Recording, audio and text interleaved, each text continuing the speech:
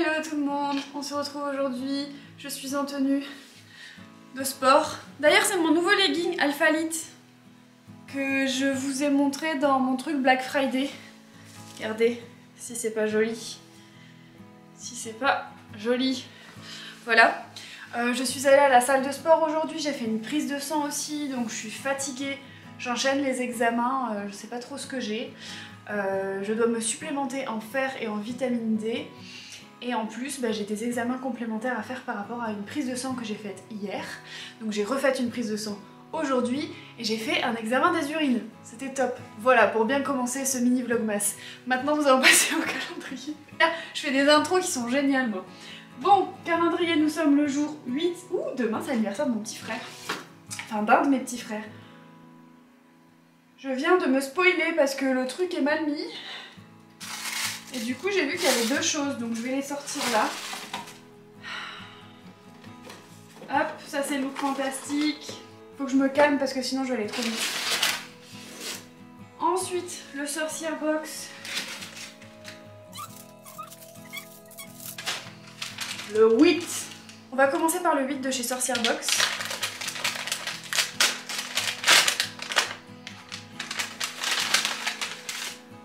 C'est un cristal de roche.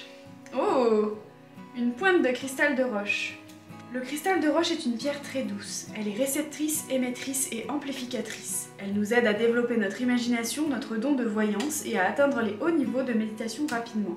Le cristal de roche aide au blocage énergétique. C'est aussi un cristal.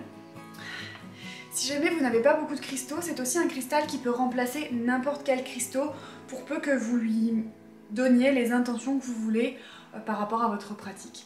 Voilà, mais c'est un cristal qui est très bien pour remplacer n'importe quel cristaux, donc c'est à savoir et je suis très contente de cette petite pointe en cristal de roche, je l'aime beaucoup.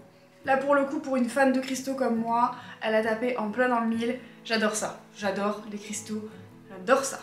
Ensuite de chez Look Fantastic, nous avons deux choses, un gloss apparemment de chez Make Up Revolution et un rouge à lèvres de chez Make Up Revolution aussi, que je ne peux pas ouvrir. Oh bah si, on va ouvrir, on va voir la teinte. Attendez. Oh non. Je pensais que ce serait satisfaisant, mais c'est de la merde. Oh, je suis déçue. Vous savez les emballages là qui sont hyper satisfaisants normalement à ouvrir, ben là c'est pas de la bonne qualité et du coup ça s'ouvre pas. Du moins pas bien.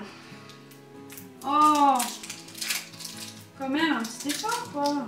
Donc nous avons une couleur, un rouge un peu brique, mat, très joli.